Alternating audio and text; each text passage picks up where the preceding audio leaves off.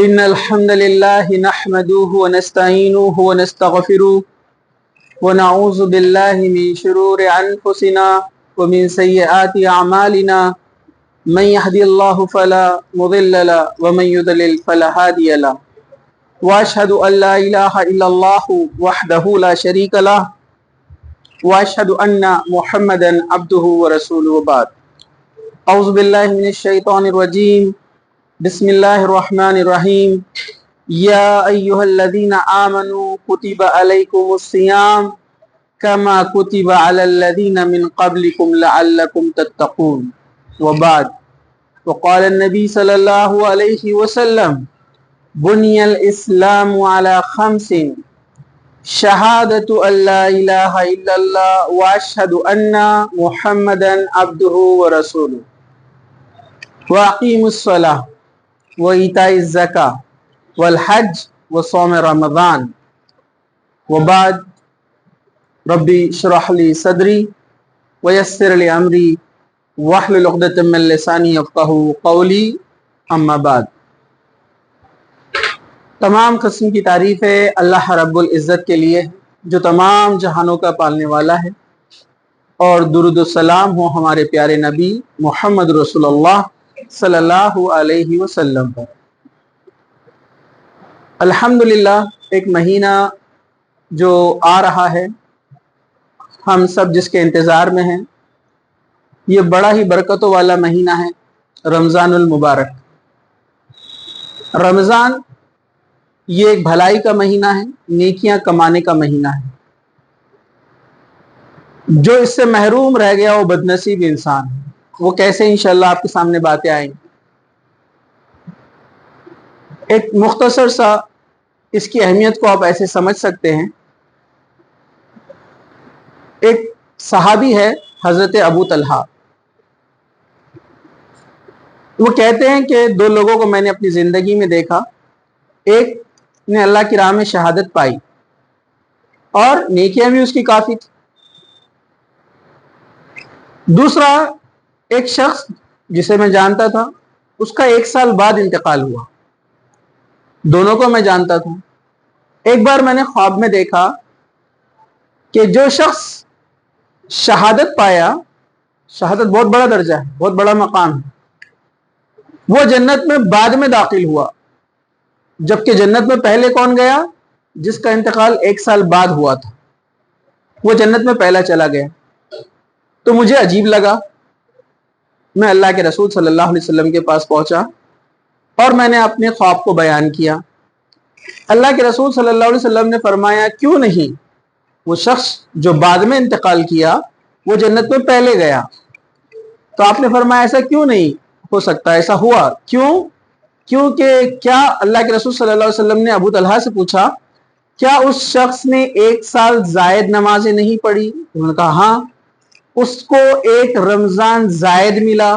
ہاں. تو اللہ تعالیٰ نے اس کے ذریعے سے اس کے نیک اعمال کو بڑھا دیا. اس لیے اللہ کا شکر ادا کرنا چاہیے. اگر ہماری زندگی میں ہمیں ہر سال رمضان ملتا ہے، اللہ موقع دیتا ہے نیکیوں کے لیے، 5 وقت کی نماز، والدین کی فرما برداری اور قرآن کی تلاوت اور اچھے نیک کام، لوگوں کی مدد کرنا، دین کی بات پھیلانا، یہ جتنے بھی موقع ہم کو مل رہے ہیں یہ اللہ تعالیٰ کی طرف سے احسان ہے. اس کو گوائیے مت، اس کو کھونے مت دیجیے. جتنا وقت آپ کو زندگی ملیں گی آپ کو اپنی نیکیاں بڑھانے کا ایک چانس مل رہا ہے. اس حدیث سے ہمیں پتہ چلتا ہے. تو یہ بڑا برکت والا اور اہمیت والا مہینہ یہ آ رہا ہے. اس کو آپ صحیح سلیقے سے، صحیح ڈھنگ سے اس کو استعمال کر کے اپنی نیکیوں میں اضافہ کیجیے. سب سے پہلے میں آپ کے سامنے یہاں پر رکھتا ہوں روزے کی فرضیت. روزہ فرض ہے. جیسے میں نے آپ کے سامنے بخاری اور مسلم کی حدیث بیان کی، دونوں میں یہ حدیث آتی ہے. جو حدیث دونوں میں کامن ہوتی ہے، بخاری شریف میں اور مسلم شریف میں، اسے متفق علیہ کہتے ہیں. مطلب یہ سب سے اوتھینٹک حدیث ہوتی ہے جس میں کوئی ڈاؤٹ نہیں رہتا ہے. اللہ کے رسول صلی اللہ علیہ وسلم فرما رہے ہیں، عبداللہ بن عمر رضی اللہ عنہ کے راوی، وہ کہتے ہیں کہ اللہ کے رسول نے فرمایا بنی الاسلام علی 5. اسلام کی بنیادیں 5 چیزوں پر ہے، 5 پلر ہے جس پر اسلام کی عمارت ٹکی ہوئی ہے. آپ ایک بھی عمارت چھوڑ دیں گے تو وہ ایک بھی پلر آپ توڑ دیں گے یا اس کو بنا نہیں پائیں گے تو کیا ہوگا؟ عمارت اچھے سے کھڑے نہیں رہ پائیں گی۔ تو 5 پلرز میں سے، 5 ستون میں سے، بنیادوں میں سے پہلا ہے شہادت اللہ الہ الا اللہ واشہد ان محمد رسول اللہ، کہ اللہ کے سوا کوئی معبود نہیں ہے، اس کی شہادت دینا، اور محمد صلی اللہ علیہ وسلم اللہ کے رسول ہیں۔ دوسرا ہے اقام الصلاۃ، نماز کو قائم کرنا، مطلب مرتے دم تک، مرنے تک اس کو پڑھنا، اس کو بولتے ہیں نماز کو قائم کرنا۔ وَإِيتَاءِ الزَّکاۃ، اللہ تعالیٰ نے جس کو مال و دولت دیا ہے اس میں سے زکوٰۃ نکالنا 2.5% سیونگ کے اوپر، پھر گولڈ سلور اس پر سب پر الگ الگ ہوتی ہے۔ وَإِيتَاءِ الزَّکاۃ وَالْحَجِّ، اور اللہ تعالیٰ نے جس کو صحت دی ہے اور مال بھی دیا ہے تو اللہ کی راہ میں زندگی میں ایک بار حج کرے، اور وصوم رمضان، اور رمضان کے روزے رکھے۔ یہ 5 بنیاد ہے، پلرز ہے۔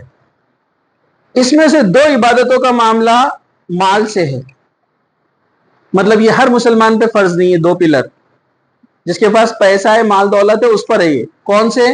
زکوٰۃ اور حج۔ لیکن 3 پلر ایسے ہیں یہ ہر ایک کے اوپر فرض ہے، امیر غریب، مرد عورت، بچہ بوڑھا، سب کے لیے جو بھی کلمہ پڑھا ہے، ایمان لے آیا ہے، 3 چیزیں ہر ایک کے اوپر یہ پلر کمپلسری ہے۔ سب سے پہلے شہادت دینا، دوسرے نمبر پر جو ہے کیا ہے؟ نماز قائم کرنا، کیونکہ جو شخص بھی اسلام قبول کرتا، اللہ کے رسول صلی اللہ علیہ وسلم اس کو سب سے پہلا حکم کیا دیتے ہیں اسلام قبول کرنے کے بعد؟ نماز کی پابندی کا، 5 وقت کی نماز کی پابندی۔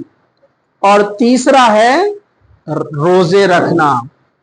تو روزے ہر مسلمان بالغ مرد عورت عاقل شخص پر فرض ہے، مطلب جو بھی مسلمان مرد عورت ہے، اب وہ بلوغت یعنی اسلامی اعتبار سے وہ 10 سال کے اوپر ان کی عمر ہو چکی ہے، اب روزے ان کے اوپر فرض ہو گئے۔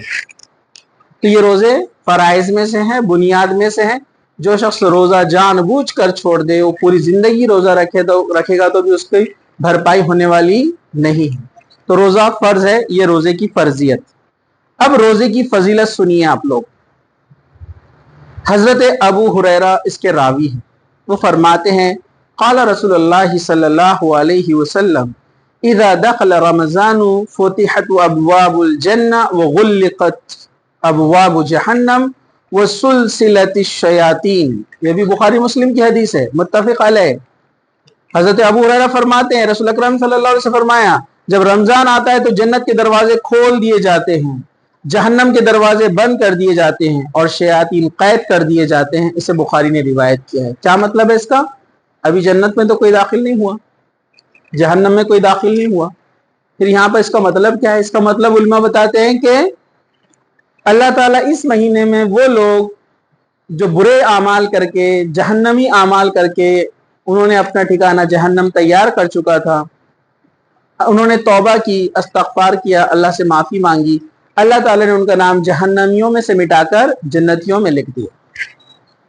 اور کچھ لوگ ہیں جو اپنے اعمال خراب کر کے اپنے کو جہنمی میں شامل کر لیتے ہیں۔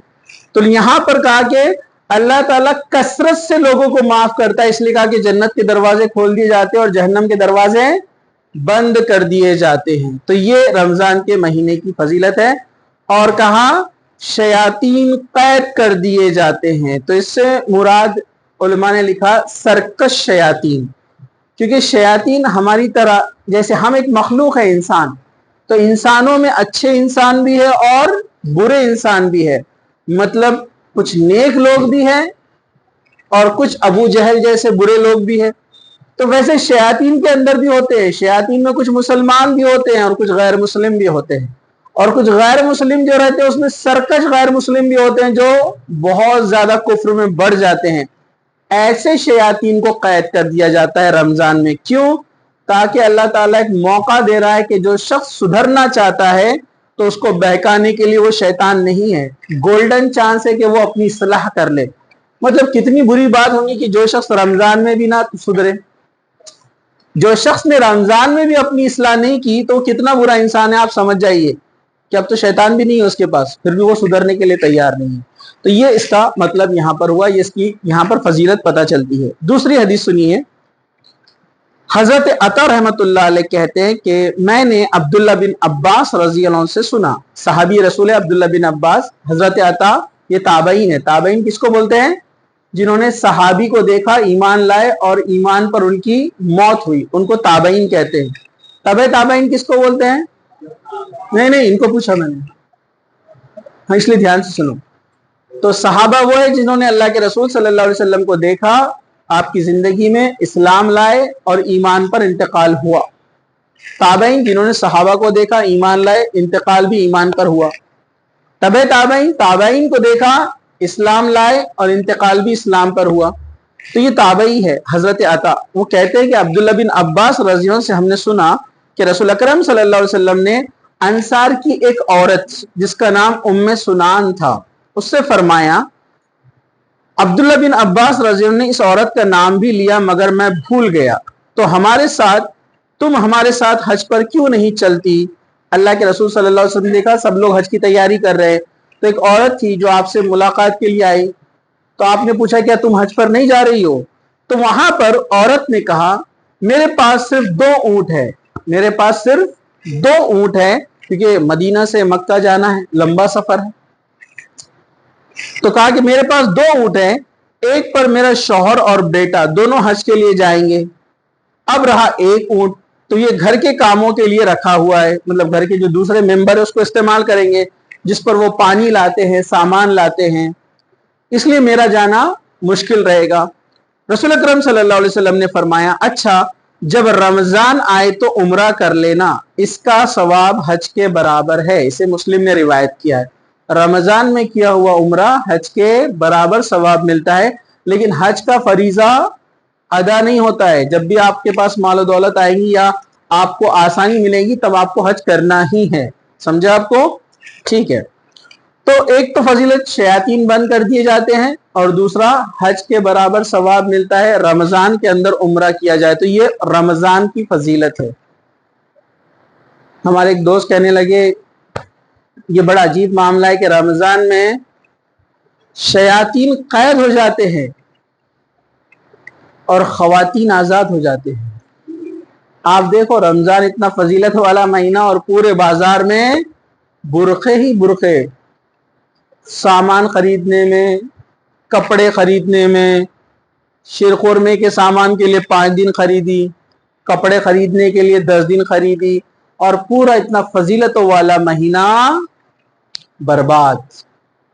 تو ایسا مت کیجیے آپ لوگ، اس کا خیال رکھیے، دوبارہ یہ مہینہ آپ کی زندگی میں آئے گا یا نہیں آئے گا کوئی بھی نہیں جانتا، اس لیے اس کو سمجھیے۔ چلیے تیسری حدیث اس کی فضیلت میں آپ سنیے، روزے قیامت کے دن روزہ سفارش کرے گا۔ آپ کو پتا ہے جو روزہ آپ رکھتے ہیں اللہ تعالیٰ اس کو ایک شکل میں لے کر آئے گا روزے کو، اور وہ اللہ تعالیٰ سے باتیں کرے گا، وہ روزہ جو آپ نے رکھا کیسے آئے گا واللہ عالم، اللہ بہتر جانتا ہے، ہم کو نہیں پتا ہے۔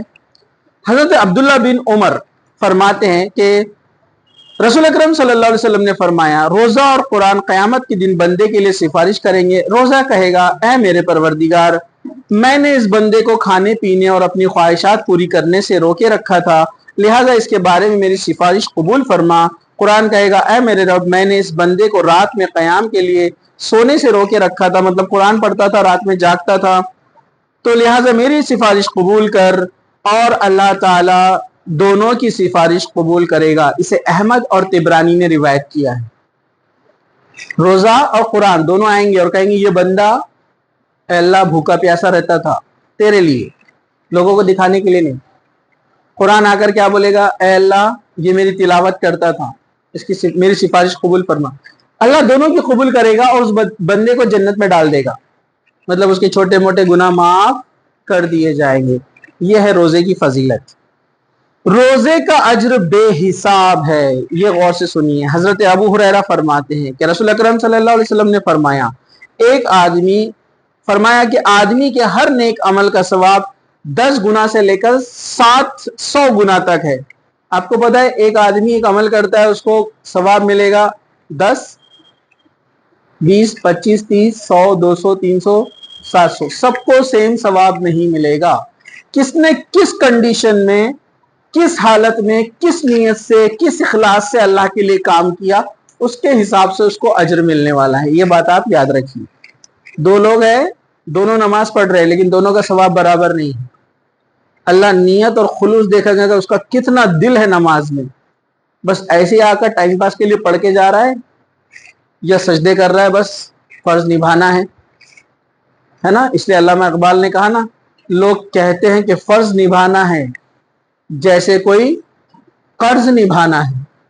لوگ ایسے کرتے ہیں, تو ویسے نہیں. کتنا خلوص سے آپ نے کام کیا اس کے حساب سے آپ کے اجر بڑھتے جاتے ہیں. لیکن روزے کے بارے میں سنیے, ہر نیکی کے بارے میں میکسیمم 700 ہے, 700. لیکن روزے کا ثواب کے بارے میں اللہ تعالیٰ فرماتا ہے کہ یہ میرے لیے ہے, میں ہی اس کا اجر دوں گا. روزے دار اپنی ساری خواہشات اور کھانا پینا صرف میری خاطر چھوڑتا ہے. روزے دار کو دو خوشیاں حاصل ہوتی ہے, جب وہ روزہ افطار کرتا ہے, اور دوسرا جو وہ اپنے رب کے پاس ملے گا. مزید آپ نے فرمایا, روزے دار کے منہ کی بو اللہ تعالیٰ کو مشک کی خوشبو سے زیادہ, مسک جو آتا ہے نا, اس کی خوشبو سے زیادہ پسند ہے. اور نیز آپ نے فرمایا کہ روزہ گناہوں سے بچنے کے لیے ایک ڈھال ہے, جو روزہ رکھتا ہے گناہوں سے بچتا ہے. لہٰذا جب کسی کا روزہ ہو تو فحش گوئی اور گندی باتیں نہ کرے. اگر کوئی اس سے برا بھلا کہے تو لڑنے کی کوشش کرے تو کہہ دے میں روزے سے ہوں. اسے بخاری اور مسلم نے روایت کیا. تو سب سے پہلے روزے کا اجر کتنا ہے؟ اللہ نے کہا یہ میرے لیے ہے, اس کا اجر میں دوں گا. مطلب کوئی بتایا گیا نہیں ہے کہ روزے کا اجر کتنا ملنے والا ہے.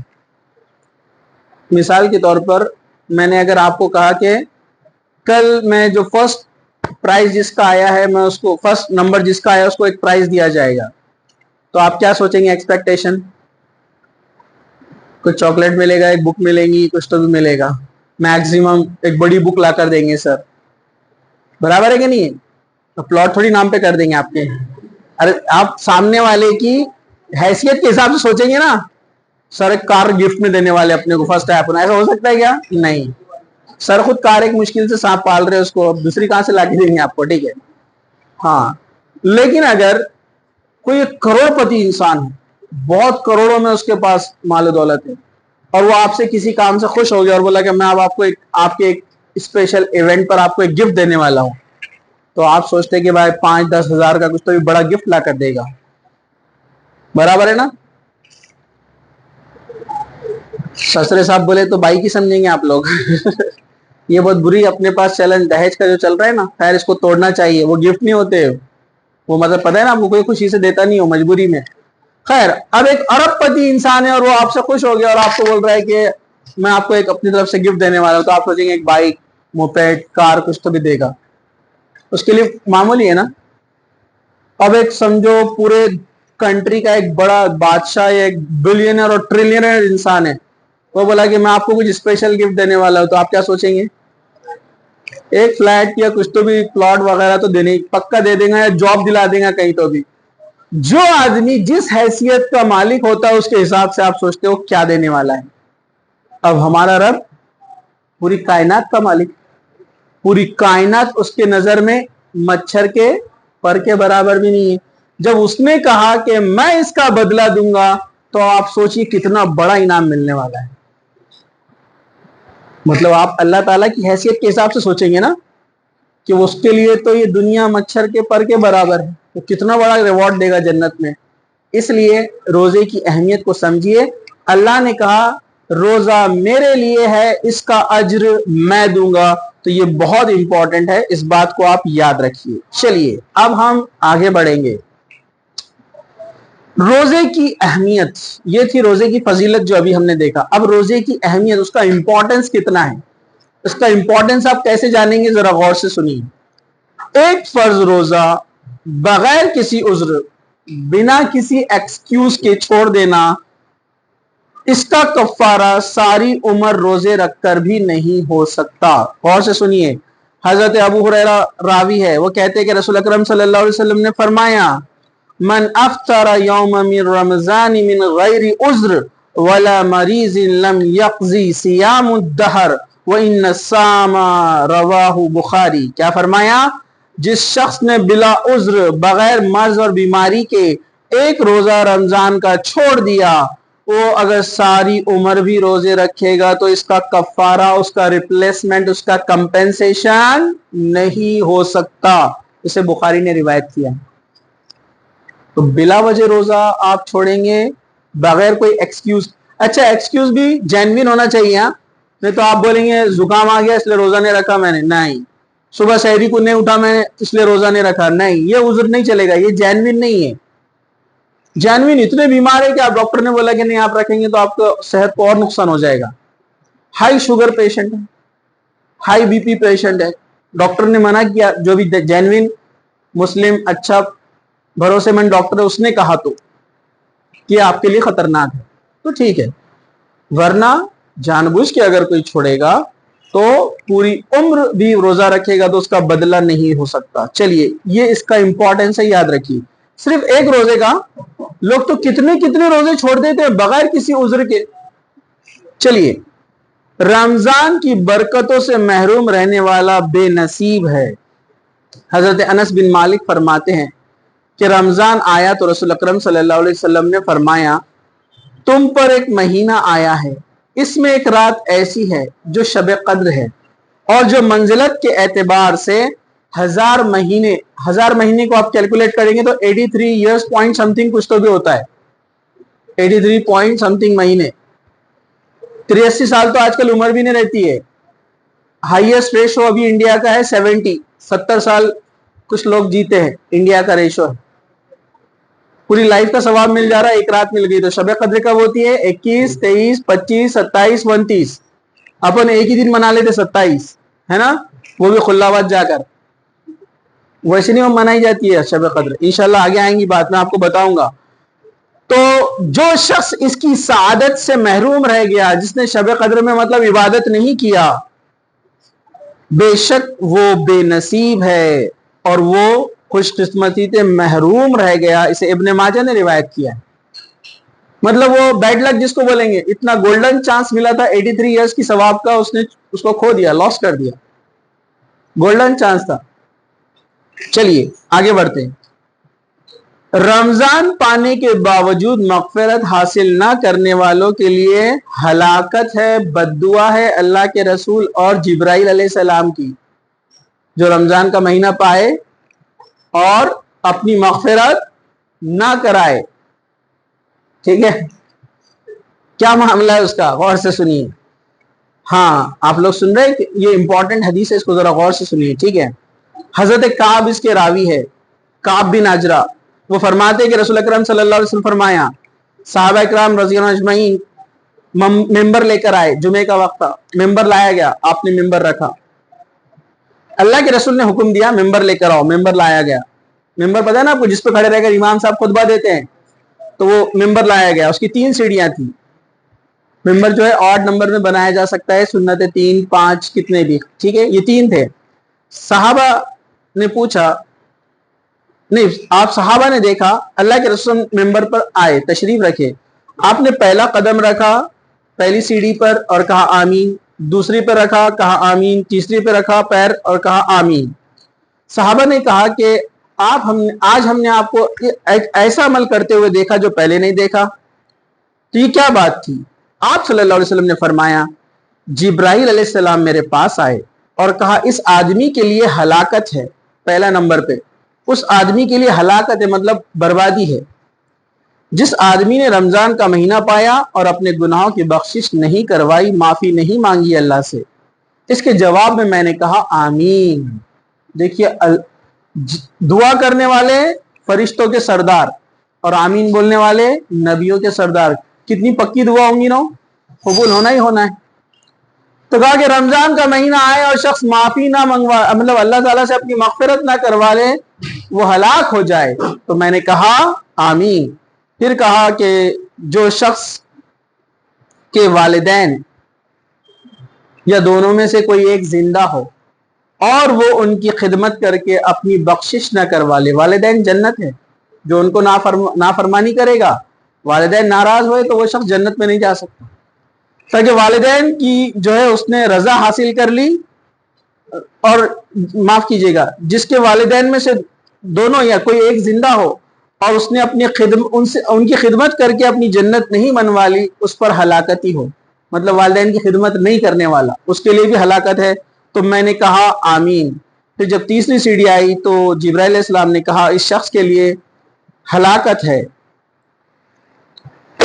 جب میرا نام پڑھا جائے اور وہ شخص درود نہ پڑھے۔ اس لیے اللہ کے رسول کا نام جب آتا ہے تو منیمم کم سے کم چھوٹا درود کیا ہے؟ صلی اللہ علیہ وسلم۔ ویسے کچھ علماء نے کہا کہ ایک محفل میں جب آپ بیٹھتے تو کئی بار نام آتا ہے، تو ایک بار بھی درود پڑھ لے تو کافی ہو جائے گا، لیکن کوئی بار بار بھی صلی اللہ علیہ وسلم کہتا ہے تو اس میں کوئی حرج نہیں، اور کوئی ایک مرتبہ پورا درود ابراہیم پڑھ لیتا ہے تو بھی اس کے لیے کافی ہو جاتا ہے۔ جیسے مقررین یہاں پر آنے کے بعد جب بیان دیتے تو درود پڑھتے ہیں، تو محفل میں اللہ کے رسول کا نام آئے تو درود پڑھنا چاہیے۔ چلیے، روزہ خور کا عبرتناک انجام، یہ بھی غور سے سن لیجیے آپ لوگ۔ جو شخص روزہ نہیں رکھتا اس کا کیا ہوگا؟ حضرت ابو امامہ بہلی اس کے راوی ہے، اسے ابن خزیمہ اور ابن حبان نے نقل کیا۔ اللہ کے رسول صلی اللہ علیہ وسلم فرما رہے ہیں، میں ایک بار سویا ہوا تھا، میرے پاس دو لوگ آئے، نبیوں کے خواب سچے ہوتے ہیں، یہ خواب تھا، اور مجھے اٹھا کر لے کر گئے، یہ دو فرشتے تھے، اور مجھے ایک گھاٹی یعنی ایک چڑھائی کی طرف، ایک پہاڑی کی طرف لے کر گئے اور مجھ سے کہا اوپر چڑھیے۔ میں نے کہا میں نہیں چڑھ سکتا، کہا کہ ہم آپ کی مدد کرتے ہیں۔ پھر یہ مجھے اٹھا کر ایک طرف لے کر گئے تو میں نے دیکھا وہاں کچھ لوگ الٹے لٹکے ہوئے ہیں اور ان کے جبڑوں سے ان کے منہ جو ہے چیرے جا رہے ہیں، یہاں سے اس کو فرشتہ پھاڑ رہا ہے، یہاں سے چیر کر یہاں تک لے کے جائے جاتے ہیں۔ تو میں نے پوچھا یہ کون لوگ ہیں؟ تو فرشتوں نے جواب دیا یہ وہ لوگ ہیں جو افطار کر لیا کرتے تھے، جس کا مطلب ہوتا ہے روزہ نہیں رکھتے تھے۔ تو روزہ نہیں رکھنے والوں کا انجام کیا ہونے والا ہے قیامت کے دن؟ ابھی آپ بولیں گے ابھی تو سر نے بتایا کہ ابھی جنت میں جہنم میں کوئی نہیں گیا، پھر یہ معاملہ کیسا ہے؟ تو یہ جنت اور جہنم میں جانے کے بعد کیا کیا ہونے والا ہے اللہ کے رسول صلی اللہ علیہ وسلم کو پہلے سے بتا دیا گیا، پورا ایز اٹ از کہ کیا ہوگا۔ تو جو لوگ روزے نہیں رکھتے ہیں فرشتے ان کے جبڑے چیریں گے جہنم کے اندر، پھر اس کو جب وہ چھوڑ دیں گے وہ سیدھے ہو جائیں گے، پھر دوبارہ چیریں گے، سلسلہ چلتا رہے۔ تو روزے نہیں چھوڑنا چاہیے، رمضان کے فرض روزے ہے، یہ بات یاد رکھیے۔ چلیے، یہ تھی اس کی اہمیت۔ اب کچھ اہم مسائل کی طرف آ جاتے ہیں۔ میں کوشش کروں گا کہ کم وقت میں تمام نکات کو آپ کے سامنے رکھوں، اور یاد رکھیے پڑھنے کی عادت بھی ڈالیے، لیکن اکثر کے ساتھ ایسا ہوتا ہے کہ پڑھنے کا رواج ختم ہو چکا ہے، پڑھتے نہیں ہیں۔ تو ایٹ لیسٹ جو آپ کے سامنے ابھی علم مل رہا ہے آپ کو، اس کو دھیان سے سنیے۔ اور دین کا علم ہم پڑھتے ہیں، حدیث طلب العلم فریضۃ علی کل مسلم، کہ علم کا حاصل کرنا ہر مسلمان پر فرض ہے۔ لیکن ہم دیکھیے ہمارا جو ہے درس گاہوں میں کیا حال ہوتا ہے، مسجد کے درس میں ہمارا کیا حال ہوتا ہے، جمعے کے خطبے میں کیا حال ہوتا ہے، سوتے رہتے ہیں ہم لوگ۔ جمعہ کے خطبے میں لٹرل سوتے لوگ، ایسے اونگتے بیٹھتے ہیں اور بول رہے کہ علم کا حاصل کرنا فرض ہے۔ اور یہ حدیث کہاں پڑھ رہے ہیں؟ لڑکے اور لڑکیاں کالج جاتے ٹائم بولے علم حاصل کرنا فرض ہے نا، اس لیے بیگ لگا کے میں جا رہا ہوں نا کالج۔ ارے بھائی، پہلے اولن دین کا علم ہے، سیکنڈ ہے آپ کا دنیا کا علم، عصری تعلیم، وہ بھی ہے، ضروری ہے وہ بھی، لیکن وہ سیکنڈ نمبر پہ ہے۔ ہم نے اس کو فرسٹ پہ لائے اور دین کو سیکنڈ پہ بھی نہیں۔ سیکنڈ پہ بھی کہاں ہے؟ آپ دنیا کی تعلیم سے فارغ ہونے کے بعد کبھی بیٹھتے تفسیر لے کر؟ نہیں بیٹھتے ہیں۔ تو یاد رکھیے یہ اصل ہے، اس کو مت بھولیے۔ چلیے اب یہاں سے ہم آگے بڑھتے ہیں، کچھ چھوٹے چھوٹے مسائل جو اہم ہیں۔ سب سے پہلا ہے چاند دیکھنے کے مسائل، جس کو بولتے ہیں رؤیت ہلال چاند کو کہتے ہیں۔ تو یہاں پر چاند دیکھنے کے مسائل، سب سے پہلی چیز رمضان المبارک کا چاند دیکھ کر روزے شروع کرنے چاہیے۔ شعبان کے آخر میں اگر چاند بادل کی وجہ سے نظر نہ آئے تو 30 دن روزے پورے کرنے چاہیے، ٹھیک ہے۔ حدیث اس طرح سے ہے، عبداللہ بن عمر اس کے راوی ہیں، وہ فرماتے ہیں رسول اکرم صلی اللہ علیہ وسلم نے فرمایا چاند دیکھے بغیر رمضان کے روزے شروع نہ کرو، چاند دیکھے بغیر رمضان کے روزے ختم نہ کرو۔ اگر مطلع ابر آلود ہے، مطلب کلاؤڈی انوائرمنٹ ہے، بادل آئے ہوئے چاند نظر نہیں آتا ہے، تو 30 دن پورے کر لو۔ اسے بخاری اور مسلم نے روایت کیا ہے۔ ابھی کون سا مہینہ چل رہا ہے؟ شعبان، اس کے بعد کیا آئے گا؟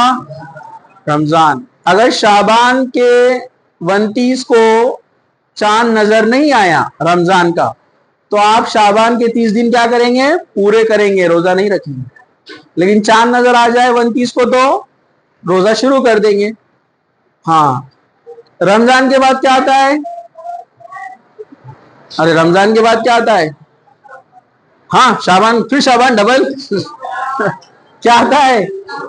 ہاں یہ یاد کرو ذرا، آپ جنوری فروری فٹافٹ بول دیتے ہیں، اور اسلامک منتھ آپ کو یاد نہیں ہے۔ یاد کیجئے، زیادہ مشکل نہیں ہے، 5 منٹ لگتے ہیں لرن کرنے کو، 5 منٹ، لیکن آج تک لرن نہیں کیے بچوں نے۔ سب اپنے آپ سے پوچھ لو کتنے لوگوں نے لرن کیے، ٹھیک ہے؟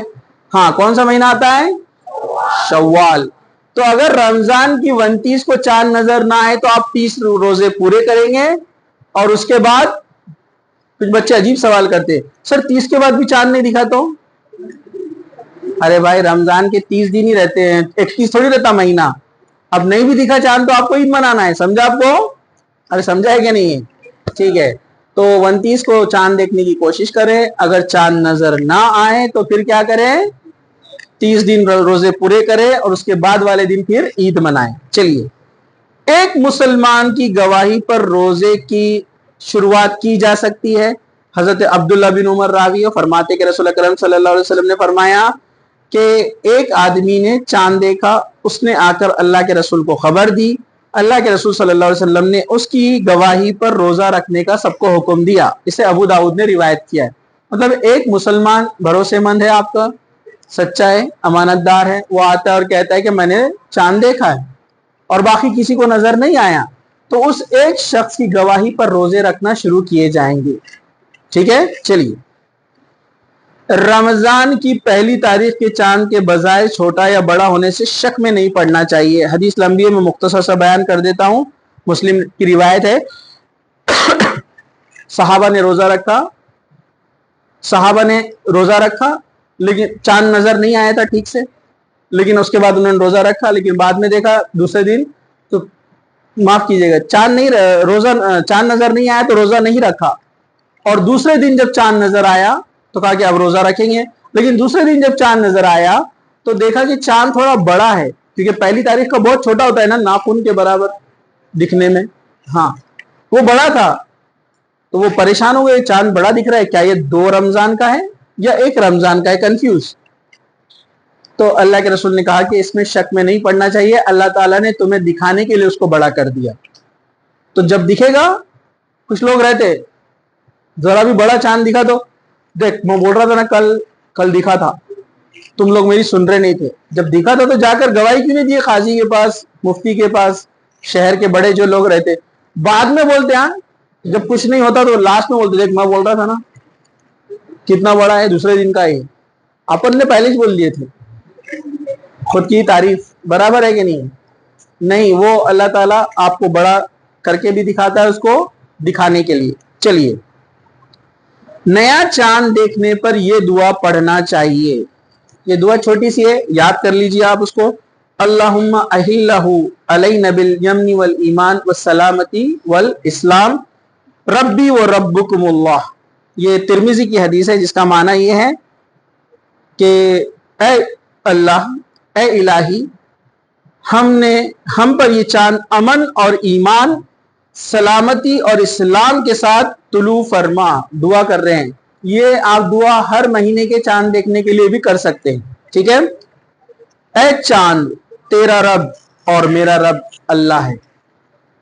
یہ اس لیے کہا چاند دیکھ کر، یہ ہمیں دعا اس لیے سکھائی گئی ہے، علماء بولتے ہیں اس میں حکمت ہے، کوئی یہ نہ سمجھے کہ ہم چاند کی عبادت کرتے، اس لیے آخری میں کیا کہا؟ اے چاند، تیرا رب اور میرا رب کون ہے؟ اللہ ہے۔ مطلب ہم چاند کی عبادت نہیں کرتے، وہ صرف مہینے اور دن کے گنتی کے لیے اللہ تعالیٰ نے اس کو رکھا ہے، ٹھیک ہے؟ چلیے، چاند دیکھ کر روزے شروع کرنے چاہیے اور چاند دیکھ کر ختم کرنے چاہیے، اور چاند دیکھتے وقت علاقے یا ملک کا لحاظ رکھنا ضروری ہے۔ جیسے ہمارا ملک جہاں پر ہے، اگر وہاں کے کچھ لوگ گواہی دے دے کہ انہوں نے چاند کو دیکھا ہے تو تمام ملک والے روزہ رکھیں گے۔ علماء نے کہا کہ ایسا نہ ہو کہ ایک ہی ملک میں دو الگ اختلاف ہو جائیں، تو ایسا نہیں ہونا چاہیے. تو ایک ملک میں کچھ لوگوں نے اگر گواہی دے دی کہ ہم نے چاند دیکھا ہے، تو سارے لوگ اس کمیٹی کی، اس صدر کی، اس مفتی کی یا وہ جو عالم صاحب ہیں ان کی بات مانیں گے، اور شہر کے سارے لوگ روزہ رکھیں گے، اختلاف میں نہیں پڑیں گے. تو ہر ملک کے لیے اپنا چاند. چلیے، حدیث طویل تھی، میں نے مختصر سا بیان کر دیا آپ کو. چلیے ہم آگے بڑھتے ہیں. اب اس کے بعد ہے، پہلا تھا چاند کا مسئلہ، اب دوسرا ہے نیت کا مسئلہ. اس کو ذرا غور سے سنو، اس کو ذرا دھیان سے سننا. اعمال کے تمام کے تمام اعمال جتنے بھی ہے ان کا اجر و ثواب یہ نیت پر ڈیپینڈ کرتا ہے. بخاری کی پہلی حدیث سب بچوں کو یاد ہے، انما الاعمال بالنیات. تمام اعمال کا دار و مدار کس پر ہے؟ نیتوں پر ہے، نیت کے اوپر ہے. حضرت عمر بن خطاب اس کے راوی ہے. یہ حدیث سب کو یاد ہے، بخاری کی حدیث ہے. تمام اعمال کا دار و مدار نیت پر ہے. نیت کے معاملے میں تین لوگ ہوتے ہیں، تین قسم کے. ایک ہوتے ہیں نیک نیت، دوسرے ہوتے ہیں بد نیت، اور تیسرے ہوتے ہیں بے نیت. نیک نیت، بد نیت اور بے نیت. نیک نیت اللہ کی خاطر یہ کام کرنا ہے، نیک عمل. بد نیت لوگوں کو دکھانے کے لیے کام کرنا ہے، دنیا حاصل کرنے کے لیے عمل کرنا ہے. اور تیسرے بے نیت، کوئی بھی کام کرنے جا رہے ہیں ان کو نیت ہی نہیں ہے کہ اس سے اللہ راضی ہوگا، خوش ہوگا، یا کچھ نہیں، بس کر لے رہے. تو ایسا بھی نہیں ہونا. تو یہ دونوں غلط، بد نیت بھی غلط، بے نیت بھی غلط. آپ کو نیک نیت والا بننا ہے. اس لیے جب بھی کوئی عمل کرنے جائے تو سوچے یہ قرآن و سنت سے ثابت ہے یا نہیں ہے. اگر ہے تو مجھے اس لیے کرنا ہے کہ اس سے میرا رب خوش ہوگا، اس لیے نہیں کہ دنیا والے خوش ہوں گے. اس کو بولتے ہیں اچھی نیت. چلیے، دکھاوے کا روزہ شرک ہے. حدیث کیا ہے؟ حضرت شداد بن اوس کہتے ہیں کہ رسول اکرم صلی اللہ علیہ وسلم کو ہم نے فرماتے ہوئے سنا، جس نے دکھاوے کی نماز پڑھی، جس نے دکھاوے کا روزہ اس نے شرک کیا. جس نے دکھاوے کا روزہ رکھا اس نے شرک کیا. جس نے دکھاوے کے لیے صدقہ کیا اس نے شرک کیا. کیا فرمایا اللہ کے رسول صلی اللہ علیہ وسلم نے؟ من صلی یرائی فقد اشرک ومن صام یرائی فقد اشرک ومن تصدق یرائی فقد اشرک. دکھاوے کا روزہ، دکھاوے کی نماز اور دکھاوے کا صدقہ یہ شرک ہے. اور شرک کیسا گناہ آپ جانتے ہیں نا، ہمیشہ کے لیے جہنم میں ڈھکیل دے گا. بلکہ دکھاوے کرنے والوں سے جہنم کی شروعات ہونے والی ہے. جہنم کی آگ جو بھڑکائی جائے گی، پتہ ہے نا آپ کو؟ آگ جب لگائی جاتی ہے تو بڑی بڑی لکڑیوں کے ساتھ کیا کرتے ہیں؟ چھوٹی چھوٹی لکڑیاں پہلے ڈالتے تاکہ آگ پکڑے. تو آپ کو پتہ ہے اللہ تعالیٰ جہنم کی آگ کو بھڑکانے کے لیے انسانوں کو ڈالے گا اس میں کچھ، اور وہ کون رہیں گے پتہ آپ کو؟ جو دکھاوے کے لیے عمل کرتے تھے. آپ دیکھیے روزہ ایک انسان رکھ لیتا ہے اور دن بھر اس کا دکھاوا کرتا ہے. کیسے؟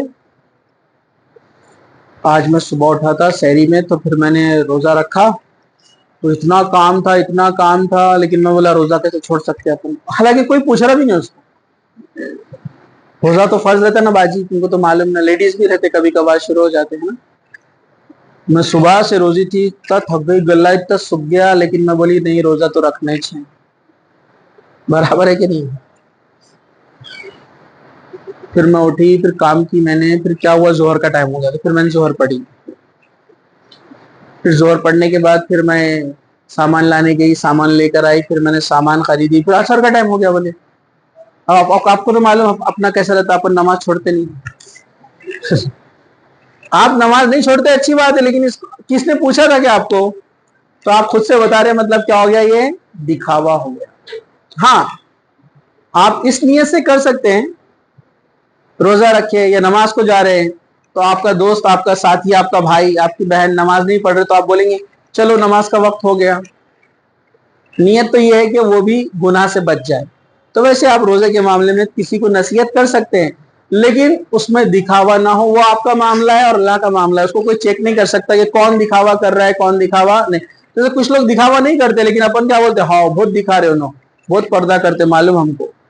جیسا ہوتا ہے نا دعوتوں وغیرہ میں کہیں جاتے ہیں कोई लड़की को बोले आपका हिजाब निकालो, वो बोलती मैं नहीं, हाँ बहुत दिखा रहे हो, हमको मालूम कैसे रहते हो ना वहां पर, फौरन शुरू हो जाते हैं ना।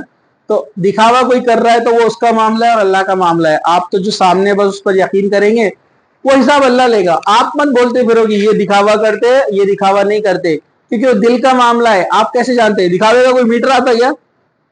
ऐसा लगाते रेड लाइट आ रही, लिटमस पेपर रहता है ना, एसिड बेस बता रहा, तो ऐसा रहता है क्या? नहीं। तो जो कर रहा है उसके लिए खुद नसीहत है, उसने खुद सोच लेना कि मुझे इससे एहतियात करना है। चलिए, फर्ज रोजे की नियत फजर से पहले करना जरूरी है। सबसे पहले मैं आपको बता दूं नियत क्या है। हमारे हिंदुस्तान पाकिस्तान के इलाकों में रोजे की एक नियत की जाती है सुबह में, सहरी में, नौयतयान असौम गदन लिल्लाहि ताला मिन फर्ज रमजान। ये किसी हदीस में नहीं है, ये किसी हदीस में ये नियत नहीं है, वो मैं उस पर आता हूं। यहां जो लफ्ज इस्तेमाल हुआ है नियत के अंदर, गदन, गदन बोलते हैं आने वाले कल को, टुमारो। जबकि दिन कब तब्दील होता है इस्लामी महीने में? मगरिब के बाद। मतलब आज आपने चांद देख लिया मगरिब में, मतलब एक रमजान शुरू हो गई, एक रमजान। अब अगली मगरिब में डेट चेंज होने वाली है ना, और आप सहरी में उठे तो एक ही रमजान है ना, लेकिन आप रोजा की नियत क्या कर रहे हैं? गदन, कल के रोजे की। लॉजिकली भी रॉन्ग हो गया ना। अरे भाई समझो, मिसाल के तौर पर आज चांद दिख जाता है मिसाल के तौर पर, तो मगरिब के बाद से सैटरडे शुरू हो जाएगा, होगा कि नहीं होगा?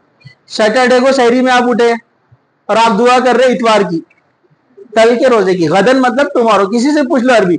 और कुरान में भी 3 जगह लफ्ज आया है गदन, उसका मतलब भी है टुमारो। सूरह कहफ के अंदर भी जिक्र है इसका, पढ़ते हैं ना सूरह कहफ, उसमें आया था ना ज़ालिका गदा, कल के लिए लफ्ज इस्तेमाल किया गया।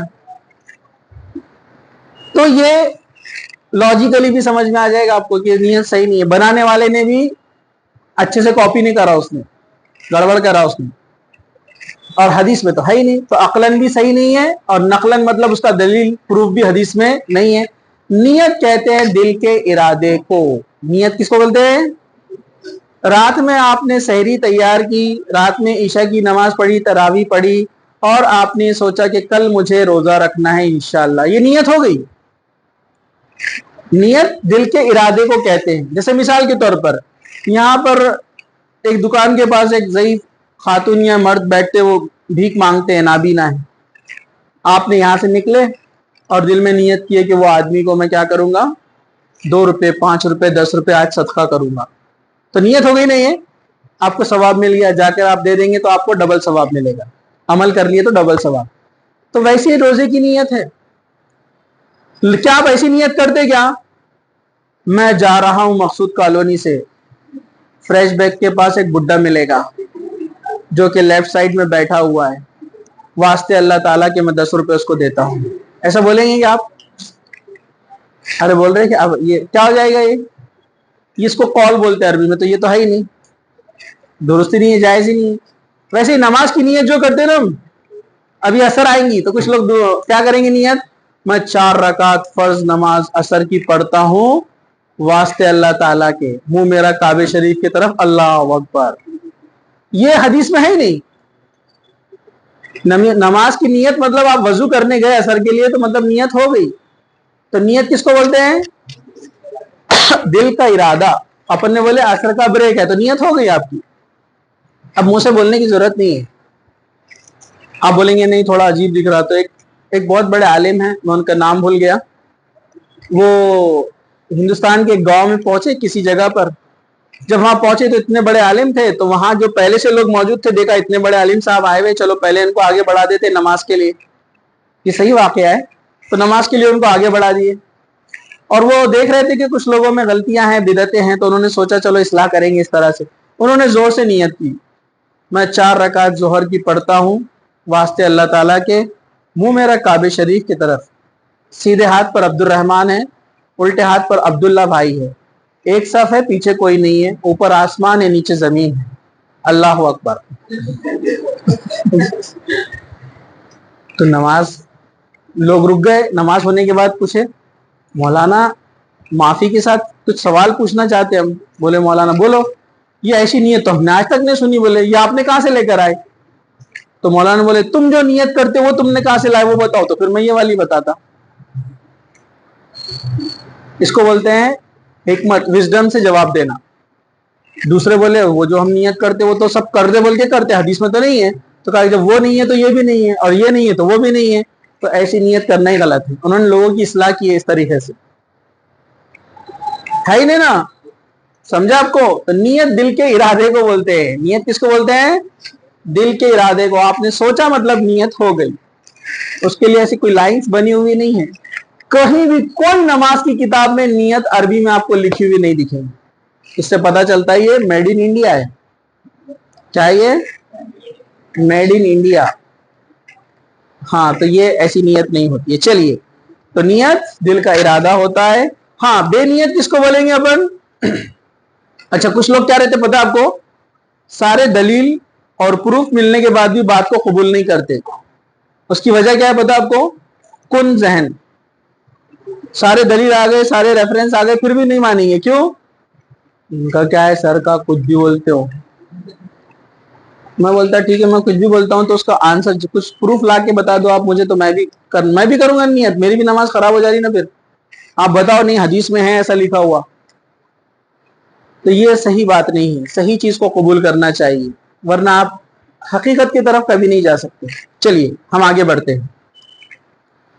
بے نیت کس کو بولیں گے؟ جس کا روزہ نہیں ہوگا. جیسے ایک آدمی تھا دور دراز علاقے میں رہتا، آس پاس مسلم بستی نہیں ہے، کچھ بھی نہیں، اس کو پتا بھی نہیں کہ کل رمضان ہے، اور وہ سو گیا رات میں، اور جب اٹھا تو 10-11 بج رہے تھے.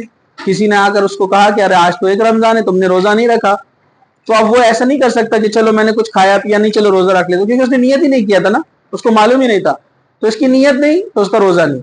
سمجھا آپ کو؟ یہ اس کا مطلب ہے. سمجھا آپ کو؟ ٹھیک ہے. چلیے آگے بڑھتے ہم. نیکسٹ جو مسئلہ ہے وہ ہے سحور و افطاری. سحری اور افطاری کا مسئلہ. سحری کس کو بولتے ہیں؟ سحر کے وقت، سورج نکلنے سے پہلے کا وقت، اس کو سحر کہتے ہیں. سحری کھانا چاہیے. سحری کھانے میں برکت ہے. آپ بولیں گے تو صحیح بات ہے، ہم کب چھوڑتے ہیں؟ نہیں کچھ لوگ رہتے ہیں اتنے سست رہتے ہیں ان کو اٹھنا جان پر آتا تو بغیر سحری کے روزہ رکھ لیتے ہیں، جس سے جسم میں کمزوری آتی ہے. روزہ ہو جائے گا ان کا. اگر انہوں نے سحری نہیں کی، ڈائریکٹ فجر میں اٹھے روزہ رکھ لیا، انشاءاللہ روزہ ہو جائے گا، لیکن وہ سحری کی برکتوں سے محروم ہو جائیں گی. جو برکتیں اس کے اندر اللہ تعالیٰ نے رکھی ہے. حضرت انس فرماتے ہیں کہ رسول اکرم صلی اللہ علیہ وسلم نے فرمایا سحروا فإن فی السحور برکہ. متفق علیہ، بخاری مسلم کی حدیث ہے. سحری کھاؤ کیونکہ سحری میں برکت ہے. اور سائنٹیفکلی بھی جو آدمی صبح کھانا کھاتا ہے اور سیدھا رات میں کھاتا ہے، دن بھر جو بھوکا رہتا ہے اس کے باڈی کا میکانزم پرفیکٹ زبردست ہو جاتا ہے. اور بہت سارے جاپنیز سائنٹسٹ نے اس پر ورک کیا کہ 30 دن جو ایسا عمل کرتے ہیں اس کے اندر سے جتنے بھی انوانٹیڈ جو مٹیریلز ہے، جو ڈیڈ ٹیشوز ہے، جو کینسر کازنگ ہے، کارسینوجنس ہے، وہ پورے برسٹ ہو جاتے ہیں، جل جاتے ہیں. کیوں؟ جب آپ خالی پیٹ ہوتے ہیں تو آپ کے باڈی کو انرجی چاہیے. تو باڈی کیا کرتی ہے؟ پیٹ میں کھانا نہیں ہے تو انرجی کے لیے چیزیں ڈھونڈتی ہے مٹیریل کے، کس کو جلایا جائے. تو جتنے بھی فیٹس ہے، ڈیڈ ٹیشوز ہے، جو کارسینوجنس کے لیے ریسپانسیبل ہے کینسر کے لیے، وہ باڈی کیا کرتی ہے؟ ان کو پکڑ کے لاتی ہے اور بولتی ہے کہ یہ بچا کچا سامان ہے، اس کو جلاؤ، یہ فیول ہے ابھی. اور اس کو جلا کر کیا کرتی ہے؟ اپنے باڈی کو انرجی دیتی ہے.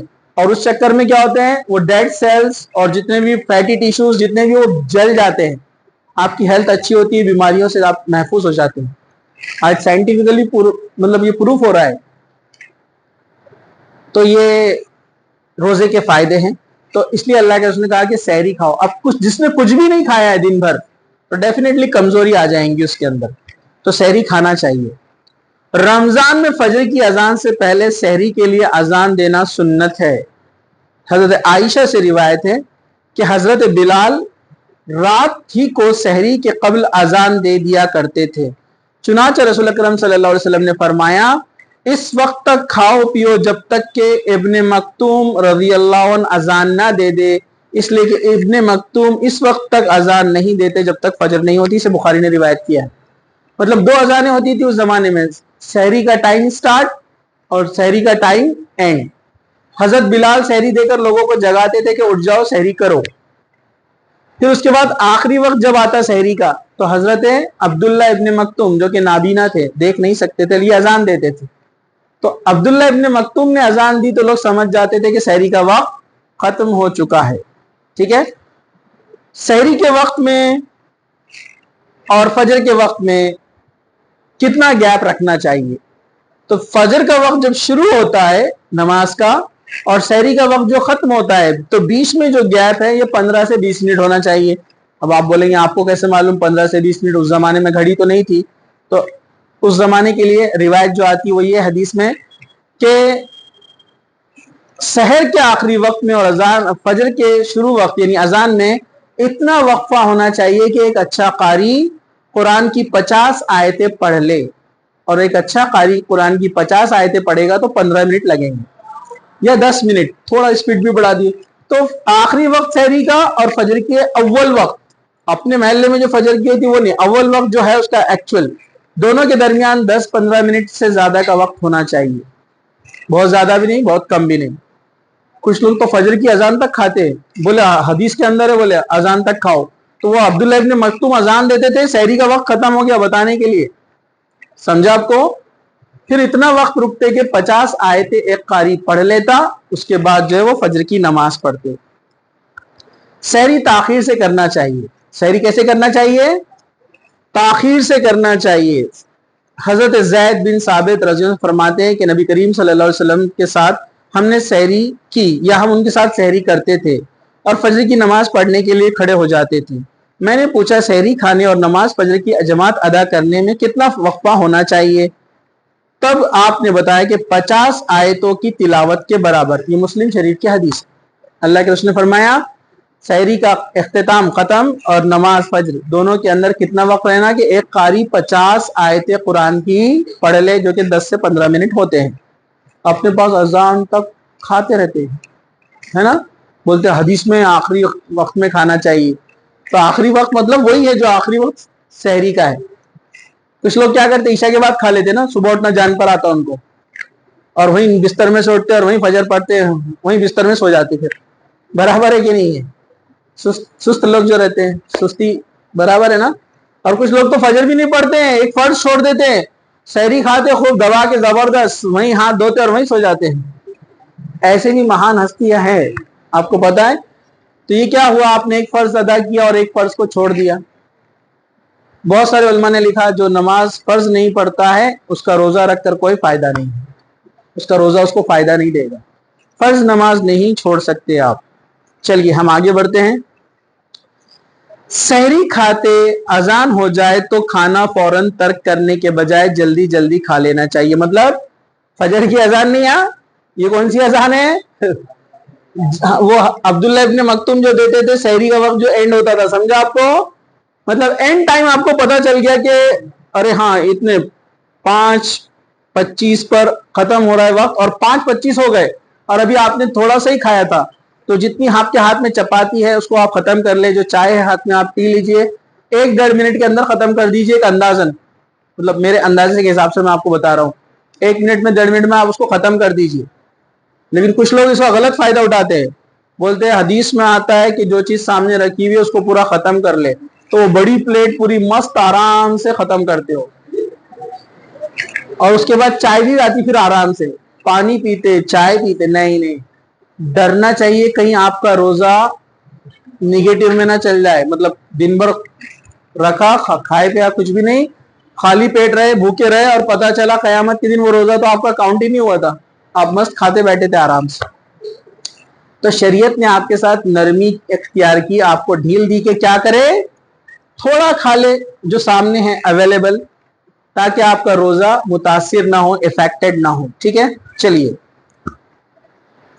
اسے ابو داؤد نے نقل کیا ہے. افطاری میں جلدی کرنا چاہیے. جلدی مطلب کب؟ مغرب میں, عصر میں. ارے کب کرنا چاہیے؟ مطلب جو اس کا ایکچوئل ٹائم شروع ہوتا ہے وہ ٹائم پہ کرنا چاہیے. نہیں تو آپ بولیں گے جلدی بولے تو عصر میں کر لو افطاری. جلدی سے مطلب کیا ہے؟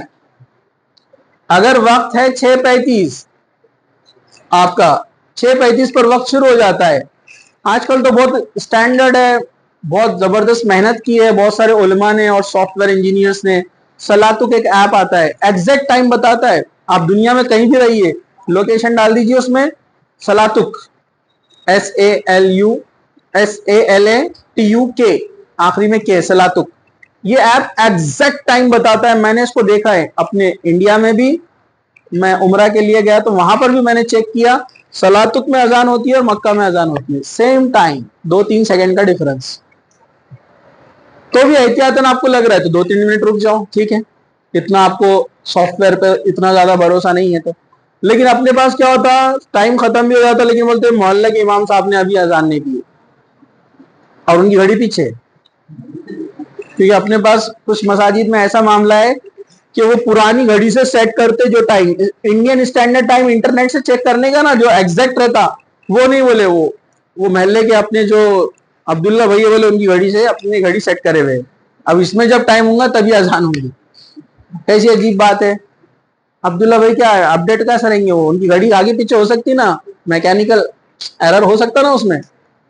تو اسٹینڈرڈ ٹائم کو فالو کیجئے, زیادہ تاخیر نہ کرے. اکثر کچھ ہمارے اندر کچھ فرقے ہیں, آپ کو پتا ہے, یہ مغرب کی پوری اذان ہونے کے بعد نماز پڑھنے کے بعد افطاری کرتے ہیں.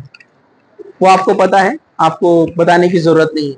وہ آدھا گھنٹے کے بعد, سورج ڈوبنے کے آدھا گھنٹے بعد وہ افطاری کرتے ہیں اور اس کی دلیل بھی دیتے ہیں جو کہ دلیل صحیح نہیں ہے. میں کبھی کسی وقت آپ کو ڈیٹیل بتاؤں گا کیونکہ بڑا بحث کا مدعا ہے. وہ کچھ حدیث سے ریفرنس بھی دیتے ہیں بخاری مسلم کی, لیکن وہ صحیح نہیں ہے. چلیے ہم آگے چلتے ہیں. روزہ افطار کرنے کے لیے غروب آفتاب شرط ہے, سورج کا ڈوبنا ضروری ہے, اس کے بغیر آپ کا روزہ افطار نہیں ہو سکتا. اگر آپ نے غلطی سے کچھ کھا لیا, اگر آپ نے غلطی سے کچھ کھا لیا اور بعد میں آپ کو پتا چلا کہ روزے افطار کا وقت نہیں ہوا تھا, آپ کا روزہ ٹوٹ گیا, آپ کو اس کی قضا کرنا پڑے گی رمضان کے بعد, ٹھیک ہے. اس لیے وقت کا خیال رکھیں. جہاز پر سوار ہوتے وقت اگر روزہ افطار کرنے پر 15 منٹ باقی تھے لیکن پرواز کے مطلوبہ بلندی پر پہنچ کر سورج 1 گھنٹہ بعد غروب ہوتا ہے تو روزہ بھی 1 گھنٹہ بعد ہی افطار کیا جائے گا. حضرت عمر رضی اللہ عنہ سے روایت فرماتے کہ جب رات آ جائے, دن چلا جائے اور سورج غروب ہو جائے تو روزہ دار روزہ کھول لے. سے بخاری نے روایت کیا ہے, کیونکہ حدیث کو اسٹرکٹلی فالو کیا جائے گا. اب جس نے جہاز میں سفر کیا ان کو پتا ہوگا, جب پلین اونچائی پہ چلا جاتا ہے تو زمین والوں کے لیے سورج ڈوب چکا ہے, ٹھیک ہے, کیونکہ زمین گولائی میں نا اسی. اب جو یہاں پر رہتے ہیں ان کے لیے سورج ادھر چلا گیا نا, یہ گول ہے زمین. اب جو لوگ یہاں رہتے ہیں ان کے لیے سورج ڈوب گیا ہے نا, لیکن پلین اوپر کی طرف اڑ رہا ہے تو اس کو سورج نظر آ رہا ہے ابھی بھی, سمجھا آپ کو. تو اس کو انتظار کرنا پڑے گا سورج کے جانے کا, چاہے وہ 1 گھنٹے بعد جائے یا 2 گھنٹے بعد جائے. کیوں؟ کیونکہ جو رفتار ہے پلین کی اتنی زیادہ نہیں ہوتی ہے, مطلب سورج کے مقابلے اور زمین کے مقابلے میں جو اس کا روٹیشن ہے, 1 گھنٹے بعد تو ڈوب ہی جائے گا وہ, مطلب اس کی نظروں سے اوجھل ہو جائے گا سورج, تب وہ افطار کرے گا. اور سیم سحری کا معاملہ بھی ایسے ہی رہے گا, ٹھیک ہے. چلیے, تو جو ٹریول کرتے ہیں ہوائی جہاز سے ان کے لیے افطار کے لیے کیا کھانا چاہیے؟ تازہ کھجور یا خشک کھجور یا پانی سے افطار کرنا سنت ہے, مسنون ہے. غور سے سنیے, حضرت انس فرماتے ہیں کہ نبی کریم صلی اللہ علیہ وسلم نے فرمایا تازہ کھجور سے افطار کیا کرو. اور ایک دوسری حدیث میں حضرت انس فرماتے ہیں کہ اللہ کے رسول صلی اللہ علیہ وسلم تازہ کھجور سے افطار کرتے.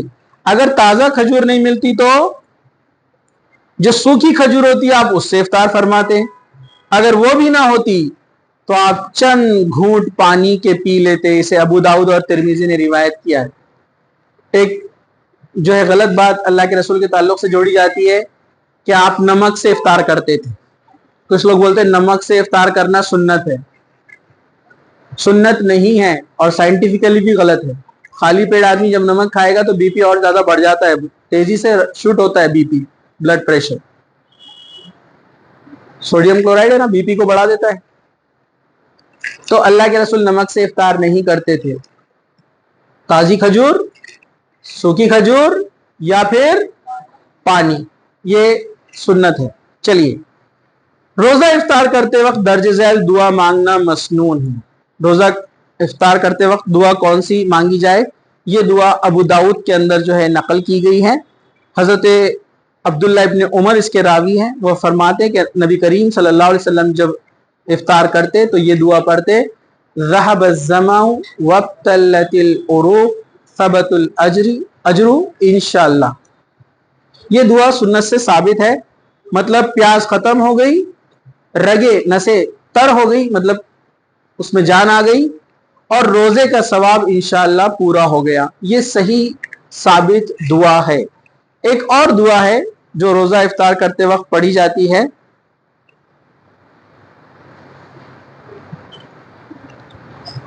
یہاں پر نہیں ہے بھی لکھی ہوئی۔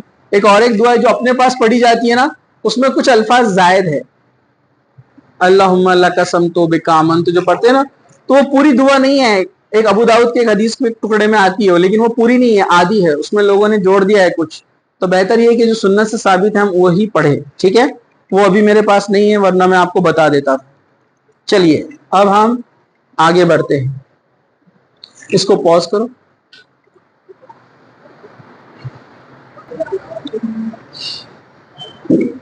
پاز کر دو۔ تو یہ الحمدللہ ہم جو ہے سحر اور افطاری تک پہنچ چکے ہیں۔ نماز تراویح، شب قدر اور عید سے متعلق جتنی بھی چیزیں انشاءاللہ تعالی اگلے ہفتے آپ کے سامنے رکھنے کی کوشش کی جائے گی۔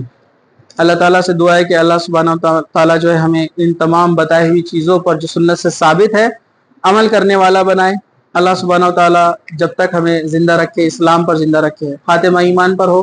وآخر دعوانا الحمدللہ رب العالمین، سبحان ربک رب العزت عما یصفون وسلام علی المرسلین والحمدللہ رب العالمین۔